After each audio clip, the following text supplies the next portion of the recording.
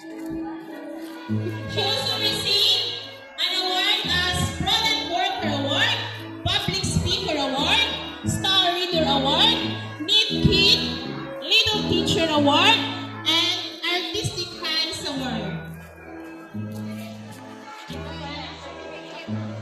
And a certificate of recognition is awarded to Chloe Altia E.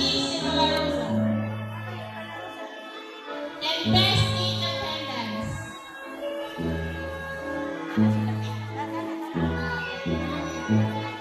With high honors goes to Queen V. Ramos. She also received an award of being Budding Mathematician, BCP Award, Star Reader Award, and Little Teacher Award. And a certificate of recognition to Queen V. Ramos and Smelty! Ate, i-front ang medal. I-front ang medal. with honors.